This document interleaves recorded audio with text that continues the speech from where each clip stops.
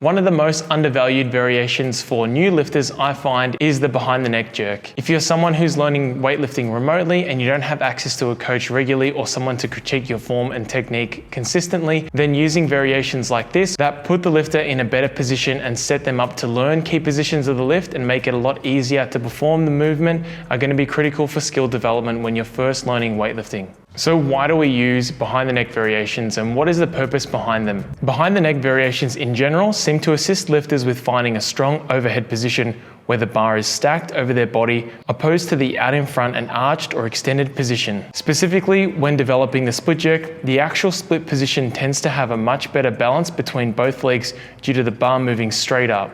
New lifters often struggle with kicking the back leg out in the jerk and finding a stable position. By starting with the weight behind you, the lifter can focus on driving the jerk as hard as possible to generate momentum into the bar. So now that you know why we use this variation, how can you actually set up for a behind the neck split jerk? To perform the behind the neck jerk, begin with the barbell in the high bar back squat position where the bar is placed just above the traps. Hands are in your back squat position. This will be typically wider than where you are for a front rack jerk. To perform the dip and drive, the weight is placed in the middle of the foot. Bend the knees to a quarter squat position. Here the knees will bend naturally and follow over the toes as the torso stays upright. Note that the feet stay planted into the floor at the bottom of the dip. Once the bottom of the dip has been reached, use the lower body to drive the bar up.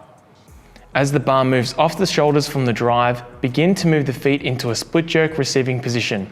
One foot moves forward as the other moves backwards, with the back leg making contact into the ground first. As the bar is floating up and feet are moving, attempt to lock the elbows out to receive the barbell in your overhead catch position. Pause in the receiving position. The feet should be in the optimal split position with arms locked out straight overhead, preferably in line with your center of mass.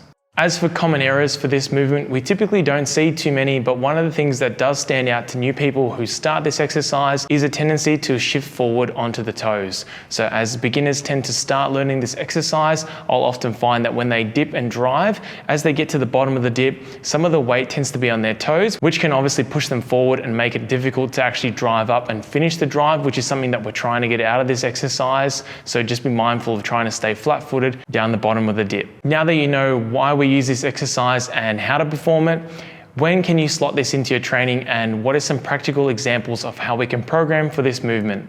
When it comes to the behind the neck jerk, and like every other movement that exists, it's going to depend on what phase of training you're in, and that's going to depend on how heavy you're going to load this movement and how many sets and reps you're going to perform this. If you're someone who's relatively new to split jerks, I would put this exercise on a completely separate day and just focus on split jerks by themselves.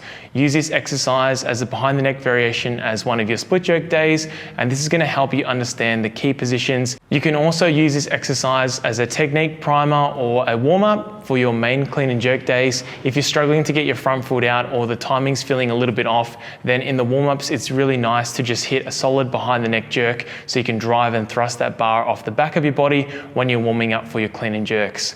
As far as percentages and reps and sets goes, anywhere between 1 to 3 reps and at least 3 to 5 sets on this exercise, since we want to drive skill and technique and hopefully translate it to the front rack jerks.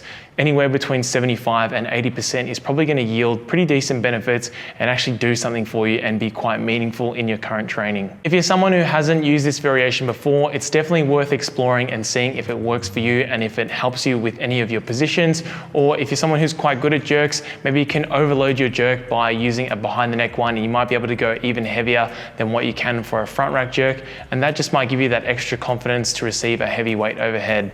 Regardless, you can perform behind the neck jerks, not just as a split jerk, but also as a push jerk or a power jerk. So these can be beneficial variations if you're someone who is struggling with a push press or a power jerk. Regardless, this is going to benefit you the same way it would for a split jerk. Let me know if you try out behind the neck split jerks and what you thought of this video in the comments below. If you like weightlifting content, I have a bunch more videos on the channel, so you might want to consider checking those out, and I'll link those on the screen right now. As always, thanks for watching guys, and I'll see you in the next one.